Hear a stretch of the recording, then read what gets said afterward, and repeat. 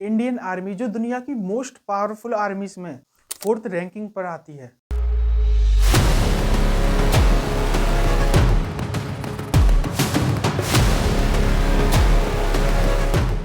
जिसमें करीब 14.5 लाख से ज्यादा एक्टिव सोल्जर्स और 11.5 लाख से ज्यादा रिजर्व सोल्जर्स शामिल हैं।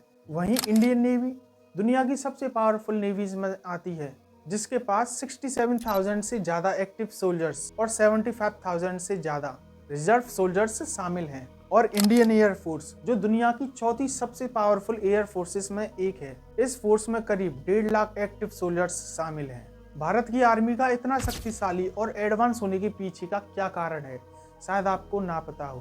तो आज हम इंडियन आर्मी के इसी इतिहास के बारे में चर्चा करेंगे कि आखिर भारत की आर्मी का गठन किसने और क्यों किया।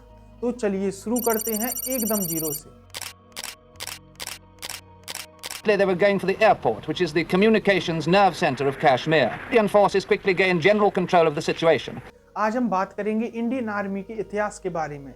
इसके लिए मैं आपको समय में 200-250 वर्ष पीछे लेकर चलता हूँ, जब भारत में ब्रिटिश गवर्नमेंट का रूल था। पुराने समय में, या फिर यूं कहूँ कि प्राचीन भारत में रथ, हाथी, घोड़े और पैदल सैनिकों का यूज किया जाता था, जो भारत की कई पावरफुल एम्पायर्स के आधार बने थे। सन 1776 में ईस्ट इंडिया कंपनी की गवर्नमेंट के अंडर में कोलकाता शहर में एक सैन्य विभाग बनाया गया था।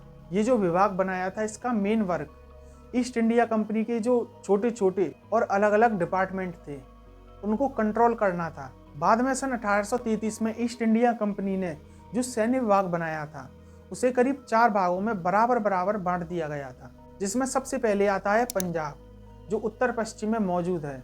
उसके बाद मद्रास प्रेसिडेंसी, उसके बाद बॉम्बे और बंगाल शामिल थे। और यहीं से यानी 1 अप्रैल 1885 को ब्रिटिश आर्मी की सेनाओं से निर्माण हुआ था भारत की ब्रिटिश इंडियन आर्मी का। इस नाम में ब्रिटिश सिर्फ इसलिए लगाया गया था कि उस वक्त ब्रिटिशर्स गवर्नमेंट का रूल था, लेकिन इस सेना में जितने भी सोल्जर्स थे वो इंडियंस थे। उस समय की इंडियन आर्मी ने ब्रिटिश गवर्नमेंट की लीडरशिप को बनाए रखने के लिए उस टाइम कई वॉर्स लड़ी। इतना ही नहीं, बल्कि सेना को कई अन्य मोर्चों पर भी लड़ाई लड़ना पड़ा था, जैसे एंग्लो अफगान का तीसरा वॉर और चाइना में बॉक्सर कॉन्फ्लिक्ट का होना। इन सभी को भारत सेना ने जाकर शांत कराया था। 20वीं सदी में भारतीय सेना दोनों विश्व युद्धों में ब्रिटिश एम्पायर का एक महत्वपूर्ण हिस्सा बनी थी। और वर्ल्ड वॉर फर्स्ट जो 1914 से 1918 तक चला था, उसमें अलाइड कंट्रीज की सेना के साथ करीब 13 लाख भारतीय सैनिक शामिल थे, जिनमें से करीब 74,000 से ज्यादा सैनिक लापता हो गए या फिर मारे गए थे। भारतीय सेना का इंडियनाइजेशन या फिर एकीकरण मार्च 1912 में देहरादून में Prince of well royal Indian military college में हुआ था। इस इंडियनाइजेशन के चलते 1918 से 1932 के बीच महज 69 ऑफिसर्स को कमीशन दिया गया था। इस कमीशन पर पॉलिटिकल प्रेशर बनने के कारण इंडियन आर्मी एकेडमी का गठन हुआ था और इंडियन ऑफिसर्स बनने का जो नंबर था वो बढ़ने लगा था। सेकेंड वर्ल्ड वॉर के टाइम इंडिया में इंडियन कमीशन पाने वाले महज 500 ऑफिसर्स मौजूद थे, और वहीं ब्रिटिशर्स के करीब 3,000 से ज्यादा ऑफिसर्स उस टाइम मौजूद थे। इसके बाद इंडियन आर्मी ने सेकेंड वर्ल्ड वॉर में अलाइड कंट्रीज की सेना के साथ मिलकर लड़ाई लड़ी थी, जिसमें करीब 1,30,000 से ज्यादा भारतीय सैनिक शामिल थे। सेकेंड वर्ल्ड वॉर के टाइम इंडियन आर्मी की सबसे बड़ी प्रॉब्लम थी सफिशिएंट वेपन्स का ना होना। 1944 से 45 के बीच में गवर्नमेंट ने इस तरह से इंडियन आर्मी का डिवीजन किया था कि 5 इंडियन सोल्जर्स के साथ एक ब्रिटिश सोल्जर्स और 3 अफ्रीकन सोल्जर्स का ग्रुप बनाया था। सेकेंड वर्ल्ड वॉर में करीब 87,000 से ज्यादा इंडियन सोल्जर्स शहीद हुए थे। इसके बाद 1947 में भारत के विभाजन और स्वतंत्रता के बाद 10 गोरखा रेजिमेंट्स में से करीब 4 रेजिमेंट को ब्रिटिश आर्मी को ट्रांसफर कर दिया गया था, और बाकी 6 रेजिमेंट को न्यू इंडियन यूनियन और पाकिस्तान डोमिनियन के बीच डिवाइड कर दिया गया था। भारत की स्वतंत्रता और विभाजन के तुरंत बाद भारत और पाकिस्तान के बीच झड़पें होने लगी। जैसे कश्मीर में मुस्लिम पॉपुलेशन ज़्यादा होने की वजह से जो पाकिस्तान था कश्मीर को अपने देश में मिलाना चाहता था। इसके लिए पाकिस्तान ने 22 अक्टूबर 1947 को ही कश्मीर पर अटैक कर दिया, जिससे उस वक्त के कश्मीर के महाराज हरि सिंह ने विशेष रूप से बर्मा के गवर्नर जनरल लॉर्ड माउंटबेटन से मदद मांगी। और 27 अक्टूबर 1947 को भारत की सेना को हवाई मार्ग के जरिए श्रीनगर भेजा जाने लगा। इस टुकड़ी में जनरल थिमैया भी शामिल थे, जो आगे चलकर कई वर्षों बाद इंडियन आर्मी के प्रमुख भी बने थे। इस लड़ाई में पाकिस्तान को भारी नुकसान झेलना पड़ा और उसकी आर्मी को उस सीमा पर रोक दिया गया जिसे आज लाइन ऑफ कंट्रोल यानी LOC के नाम से जाना जाता है। इसके बाद बात करते हैं 1962 में हुए भारत और चीन के युद्ध के बारे में। इस लड़ाई का मेन रीजन अक्साई चिन और अरुणाचल प्रदेश की सीमा के बॉर्डर वाले एरिया की संप्रभुता को लेकर विवाद था। दरअसल भारत का जो अक्साई चिन वाला हिस्सा है उसे चाइना सिंजियांग का हिस्सा बताता है। अक्साई चिन में एक बहुत इंपॉर्टेंट रोड भी है जो तिब्बत और सिंजियांग वाले एरिया को आपस में कनेक्ट करता है और भारत और चाइना के बीच अब तक जितनी भी झड़पें या लड़ाइयाँ हुई हैं उनके पीछे का मेन रीज़न यही रोड है।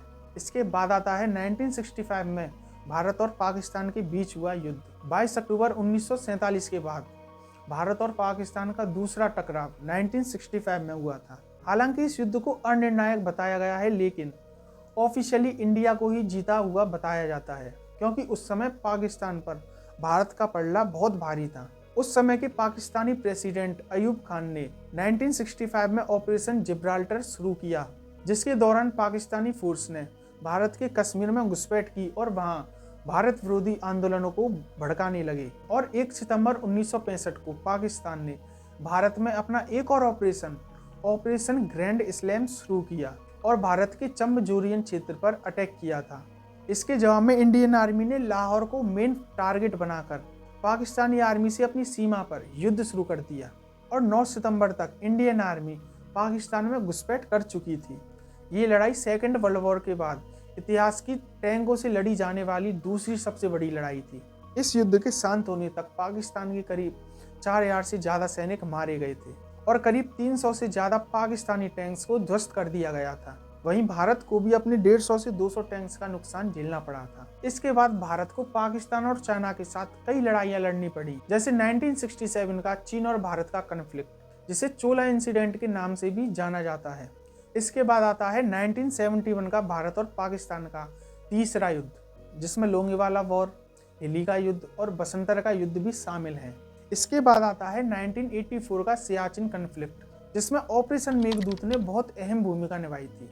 इस ऑपरेशन मेघदूत के बारे में हम कभी डिटेल में चर्चा करेंगे। और इसके बाद आता है 1999 का कारगिल वॉर। इस युद्ध के आते आते दोनों देश एटॉमिक पावर बन चुके थे। इस कारगिल वॉर के बाद नया ने भारत को कितनी बार पाकिस्तान और चाइना से अपने हक के लिए लड़ाई लड़नी पड़ी है जिसमें कई इंडियन सोल्जर्स को अपना बलिदान भी देना पड़ा है, लेकिन आज तक भारत ने किसी भी देश पर पहले आक्रमण नहीं किया है।